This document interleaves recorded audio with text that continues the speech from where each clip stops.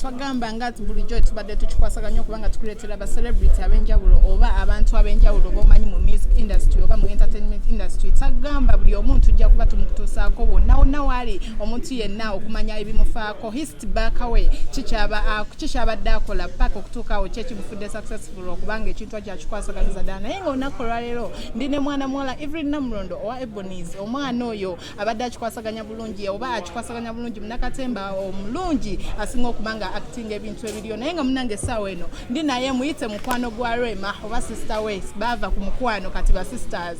Anyway saagala kubanga nnyogera nnyo njagala sooka yeyanjulire ku mannya ge amatuufu tumanye oba geego gennyini simanyi. Naye nga munange njagala sooka yeyanjulire tulabe ki ekiddako. Evelyn sooka weyanjulire kuba tulaba mukwano. Okay. Abatulaba bonna ndi musanyufu olw'okubanga ndi wano. Mwebale okumpa omukisa. Mbange ng'onyirira nnyo Evelyn. Thank you so much. Kisa kya Mukama. Mwebale kunyirira mukwano. Neyansanya. Amanya gange bampita Namulondo Evelyn. Gega amanya amatuufu. Yes, akuzanyiranga Nurse Evelyn mu OMG okuva mu Ebonies. Naye abalala bampita Eva wa Rema. Nawekiri sister wa Rema. Sister Rema. Mukwano gwe naye ng'ekituufu oli kimu. Mukwano gwa B2C. Mukwano gwa Bobi Wine. Bangi. Famire nyingi nnyo. Ndi biki? Oli biki nnyo ku Rema like mukwano gwe sister we oba byonna tubigattira wamu. Nze ne Rema twafuuka ba Luganda twava mu kubeera ab'emikwano ne tufuuka ba sisters. Nenga Evelyn essaawa zino eno wooli twagala tumanye history back awo okuva buto ejjo kikwasaganya otya like kati munaka kubanga tewava mu bbanga kugamba nti kanza nnyo mu Ebonies kati otandise otya personal life yo yali etya kuva buto wasoma kyenkana ki ndowooza kye tuba tusookerako wasoma kyenkana ki? Kusoma kwange nasoma paka mu senior 6 era namalira Caltech Academy. Awo nagenda olwandooza okusoma joininga campus because nakoma mu senior 6 naye gera ngenda kuddayo njagala okuddayo ne Rema namulidde agamba addayo kati nange Evans nayo tusobe ne Rema tulabe n'ogwo omukwano guli gutya ogw'okusomero mukiddemukko wali bwemewe ebinyuma ng'osoma ne sister wo bagamba Rema kati sister twafuka ba Luganda. Kati awo n'omala n'obivaako wafuna watandika ku ky'omulimu okukola watandikira mu Ebonies mwennyini okukola nze my first performance yali mu Ebonies nze natandika bino ebintu nga ndi mu P7 okakasa ng'oli mu Ebonies oba ng'ogeza mbugeza ngeza ewala nali gezaako ne kusomero my mom yali ayagala nkole bandi naye nga zisaagala bandi nenyingira ebya MDD obimanyi ebyokusomero ebyo ebyokweyinga ebyo ebyokuzanyazanya ebyakatemba kind of naye nga n'okuyimba okusobola omanyi bigatta wamu music drama okusomera okuyimba wanene mu Ebonies tukola byonna tuzina tuyimba tuzanya naye kuyimba muganda kwagaana jukira njogeranga abasajja kati mba nayimba ntya naawe nevinka nayogeranga musajja naye ayimba ayina ekitone kye ekyokuyimba naye nze kyange kiri mu mazina nakuzanya kyagaana kati twagala mmanya Evelyn yani kati mu Ebonies omaze mubbanga ki? No, like 10 years. Serious? Yeah. 10 years? Okay. Challenges kizofunye mu Ebonies nga wakagitandika sofa njagala story eyo nti nzize oba after my form 6 najja nesaba omulimu nze nayingira ndi muto nze nayingira mu Ebonies era abamanyi bamanyi then mu bibaawo kitegeeza walingamu Ibao namusanga mbadde nali nga mbyegomba kumulaba like kind of njagala omulabako nga negomba abantu abambona limba mitinzeeko abaliko omwejo emizanyo nenya bamubosa abamitingako naye nga nali nga mbyegomba naawe ebintu ebyaliko nga bazadde tebatukiriza nabiraba nange babitugaana naye era ng'omwana omulalu era ng'ojja n'obiraba nze nadduka mu kusomero nenyingira mu theatres ezo zabangawo nendaba emizanyo nenzirayo Caltech ne bankuba okakasa dalu lyatuuka okutuuka ku ekyo lyonna lindi lina kuva buto si muzannyo buzannyo era abamanyi bamumanyi kuva buto nga ndi mulalu kuba banzaalirawo ku Lubaga road nenkulirawo Namukisenyi Bakuli nankulabye Kasubi namubona Okay.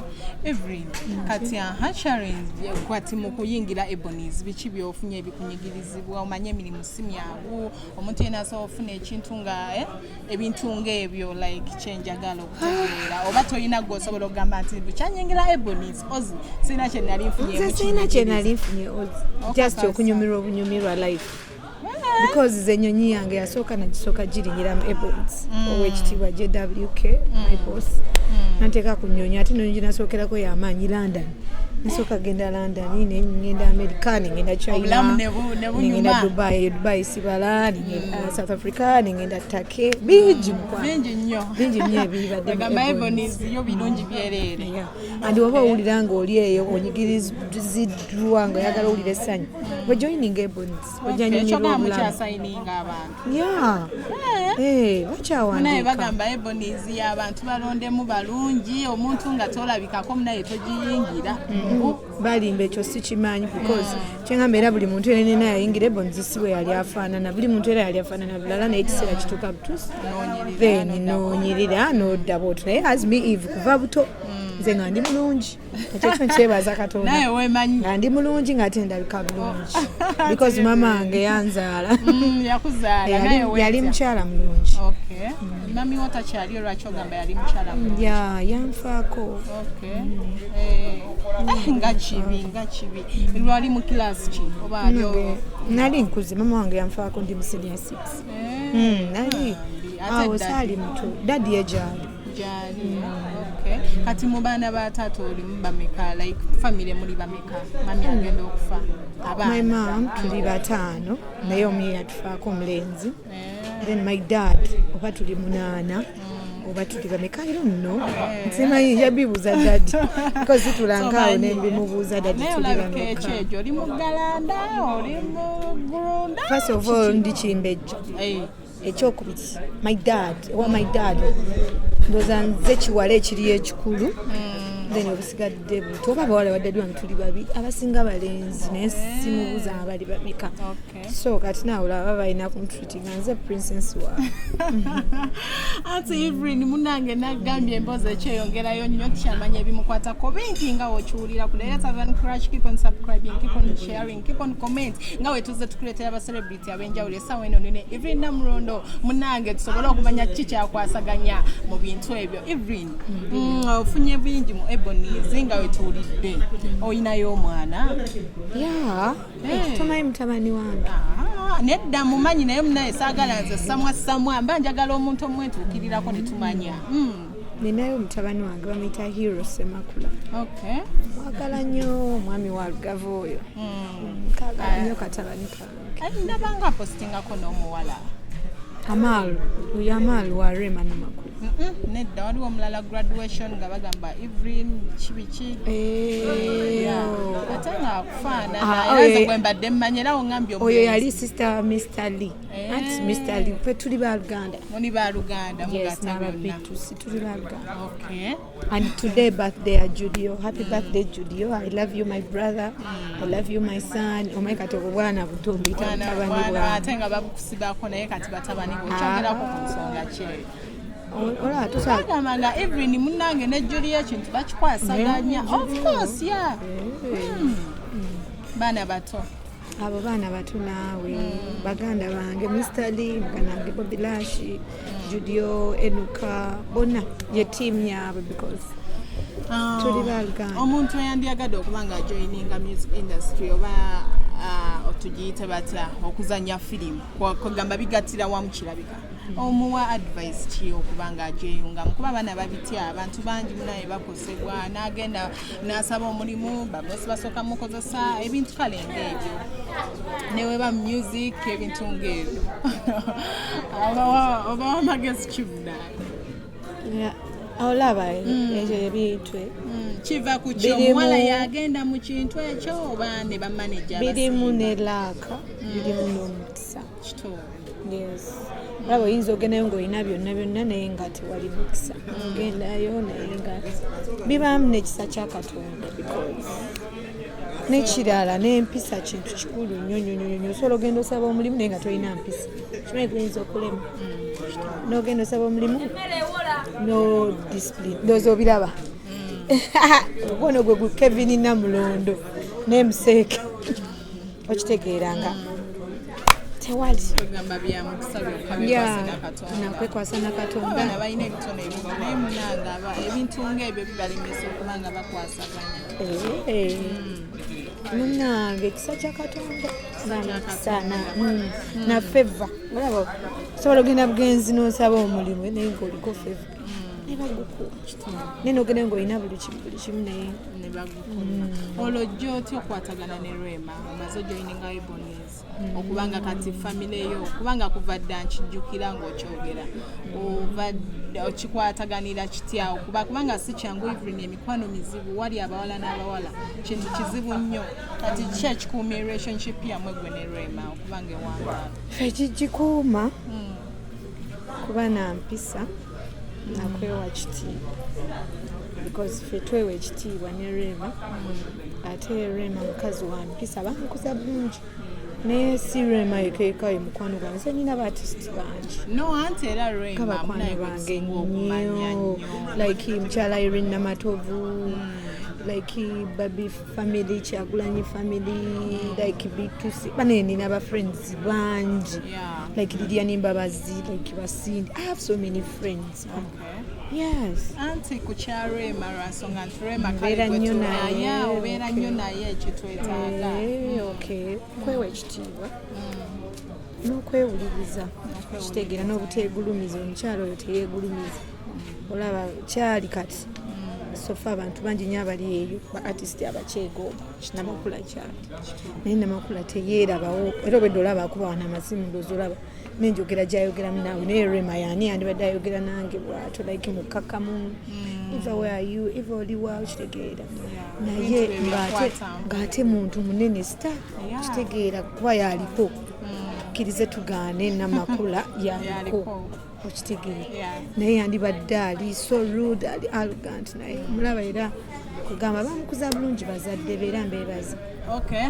Kati munaye Evelyn oyinayo omusajja tata w'abaana oyo goyogedde tata w'omwana ogambye olina omwana omu gwokyali naye oba just waliyoko omulala agenda otukuba embaga tata w'omwana tetukyali ffenna buli omu akola bibye naye n'ekirala ebyo nga personal life yange gy'oliko kale maama twagala tumanye munange ebintu ebikwatako ng'ebyo bantu bangi anti boogera nnyo ebintu Evelyn ne boogera kino na kino nze siri singo kati oba toli singo nange siri singo oba siri mukazi mubi siri mukazi mubi wemanyi toli mukazi mubi siri mubi ate mbi empisa era siri mubi nina empisa oyina empisa wadde nina eddalu ekyo kirungi munange Evelyn Namulondo wate wakugamba ebintu bingi nnyo byafunye mu Ebonies ate bifudde successful kyaki kino essaawa zino eno kyali abantu bangi nkimanyi baliyo bamwegomba nange kennyini mbaawo ne ngamba bannaye Evelyn oba si yeyekka abantu bangi beegomba abantu ab'enjawulo mu Ebonies kubanga Ebonies munaye tetumanyi kiki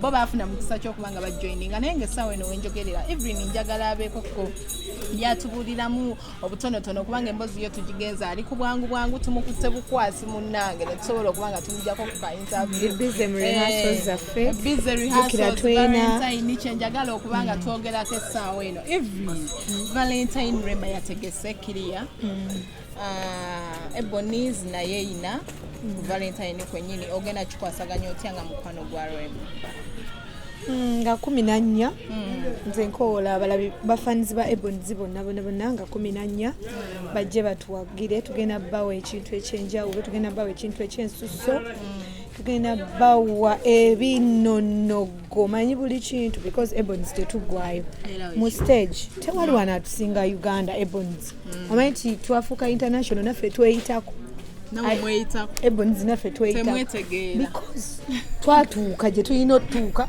aye ne tugamba bannanga ale tukoze tutya ne twagala yitawo buyisi nga 14 mbakoola abantu bonna bafanizi ba Ebonies bajje kula Bonita balaba omuzannyo baguyita My Valentines tulina abaana batikudde container obiraba ebyana ebyo nobedde obiraba ebiyitawo bw'olabira muwala munno nti anyirira omanya anyirira because abakyalo bimanyi because balese abaana abalenzi abanyiriro balabe ba American Height bonna bategeera bona bagenda joininga okwola olunaku lwennyini si ku joining already ba joininze tuli mu fumbiro bafumba yes tulabeera tuli mu rehearsals like Nerema era yataddeyo show ye kati ate nawe oyo omumanyi she's big nabakula she's big kakati era agenda kikuba eri mu ngeri ye nene Ebony zingena kikuba mu ngeri yes mu Ebony zingena bayo ne warema nina oba wali remba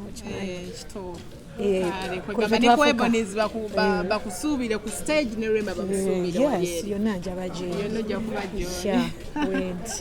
saweji ala Bonita tujigudde so ne couples ezinasookawo bagenda ziwa discount ne kape ne besinza okulayika obulungi bagenda giwa buffet mu Spectrum yes baba Ebony's yes Ebony's yeah.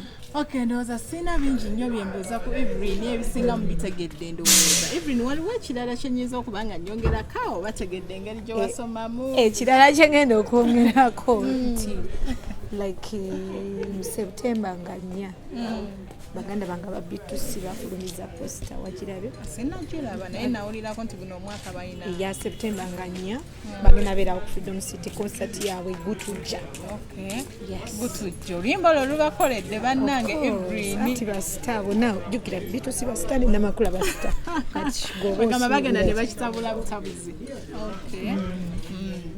bagenda banga nabo balina ekintu kyabwe then nsembyayo nga nkowoola abantu bona 14 bajje kuteetala Bonita batuwagire as Ebony's 14 bakowoola bona bagende ne ku African abafans ba Rema bagende bakawagire kamaama kagole kasweet obulamu butambula bulungi onasonyiwa obuyingiramu nnyo ne Ssebunya enjagala ng'ontunuulidde Evelyn eyo life nga yabali tetugikonamu naye ateeka nkubuuzemu Evelyn waliko mukwano gwa Kenzo bana kati okyali simanyi engeri gy'okikwasaganyamu wamulabye yakugambye eki talina kyeyagambye naye tolaba bw'aba talina kyeyagambye Evelyn tetuli ku Kenzo mbuuza gwe nti okikola otya yali kyaliwo ate nga ne Rema kyaliwo si yali akyali nsuuza muganda wange ne Rema muganda wange bonna famire yange baganda nze sirina buzibu n'aba artist bonna baganda buli ali mu industry naawe atudde wano n'oli ali ku kamera buli abeera oba manager oba ani yes naye lwakuba obadde gy'oli eyo nga tojja nga gyendi ne but you're my sister yes munnange ebigambo bya Evelyn sigenda kubanga mbyogera Evelyn ayogedde byonna byembadde musaanye okubanga muwuliriza okuva mu kamwake paka gyavudde asomya ate ebintu ng'ebyo yadde abadde kutula munendooza tujja muleeta mu paati twalibuze ekyoba omanya agende sawa eno wenjogerera tumukwatiriza bukwatiriza mujja kuba mutusonyiwamukko oba olina ekikubuuzeko genda ku comment ate tusobole omukomyawo paati 2 so wakiri Evelyn yes oba abaneetaaga nja koma nze sirina buzibu because njagala nnyo abantu I love you so much and mwebali kunjagala because nakola show yangawo yali 1st August double trouble oba Julia kula Bonita sawa zagenda wera 12 ng'abantu bazze banaye mwebali kunjagala nzaani wala nzaani Eva people ne bajjula we batone Batist bona nga batuleeba Maureen Nantume bakusasira banaye bangi bemenya nsulawo banamato banamakula banaye basindi bandi balidya nga bana batudde for me babi Kyagulanyi nzaani gwasitukira n'omwami Kyagulanyi banaye mbagala nnyo ne bafanzi bonna abali Uganda n'abatali Uganda because ze n'abafanzi bangi bweru waawo ogenda wulira hi Evelyn nkambe namba yange wagijje nakama ndieno naye nkwagala bannange oliranga kyekyo naye ate simera malala era nsigala nga Eva wadde banjagala nsigala nga Namulondo yes kyekyo mukwano mbeera nsiza nnyo bafaanizi bonna naawe webale nnyo bannange tuwadde mu haso okubanga tukunoonya buli wamu naye tusobodde okubanga tukufuna bambi. Thank you very much webale kujja. Anyway, leero Tavern Crash Channel even naye muwulidde ku mutadde sina kirala kye nnyinza mwongerako naye nga ngwe nkugambye tujja mwongezayo mu part 2 nabo osimbye munange comment giyiseewo ng'akabuuzo kasigaddemu ogamba ozi kano tokakoze bulungi munaye tujja patutuusaako obutereevu sigalenze kama ozikoledde Tavern Crash tebakugjaako soko wishinge Julio birthday Julia. Mr. happy belated birthday. Julia. She coming soon. 20th Feb. Bonna wishing. Bonna. Anyway, Julia happy birthday mukwano. Nange nkwagala nnyo. Ngono wakwandoza nkwagala n'okusinga evening ebyaddala. Baagala nnyo B2C, Bobby Lash, ani omulala Mr. Lee mwena mwebale nnyo kubanga ate ekintu mukikwasaganya butereevu. Sigalenze kama Ozzy. Love you.